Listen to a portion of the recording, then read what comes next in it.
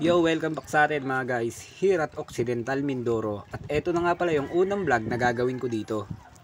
Eto na yung huling sasakyan natin. Pagtapos nito, nandun na tayo sa islang pupuntahan natin.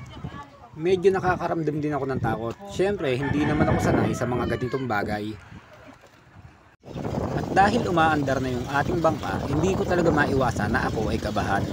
Habang kami ay palayo ng palayo, palakas na rin ng palakas yung alon dito. At sabi ko nga kanina, hindi ko talaga maiwasang kabahan sa ganitong sitwasyon.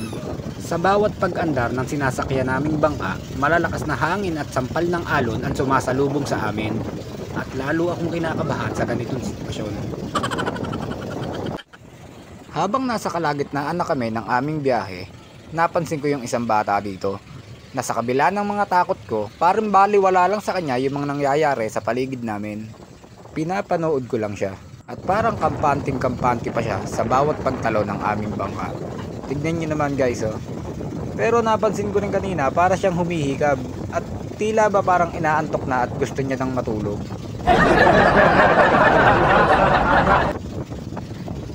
A few moments later.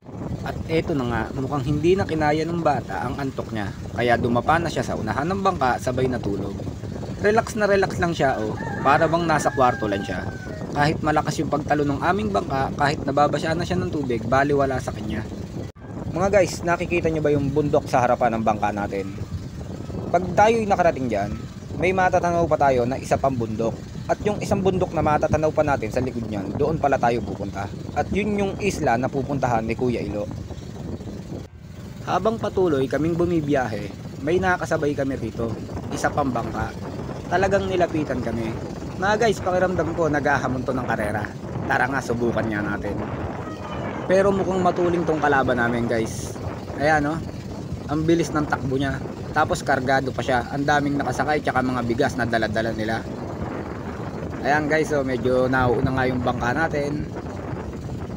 Naku po, talo tayo. Ang tuling pala ng kalaban natin guys. Oh, ayun sila, nauuna na. Ang babagal pala tong nasakyan natin. Mga guys, isa rin pala yan sa mga pambiyahing bangka dito sa Occidental Mindoro. Pagkatapos lumipas ng 15 oras, sa wakas nakarating na tayo dito. From Santa Cruz, Laguna to Occidental Mindoro, andito na tayo. Siyempre, excited na talaga akong makauwi. Kasi 2 araw na ako sa biyahe at hindi pa ako natutulog. Kaya eto, sa wakas, andito na rin. Kaya guys, dito ko natatapusin yung video natin.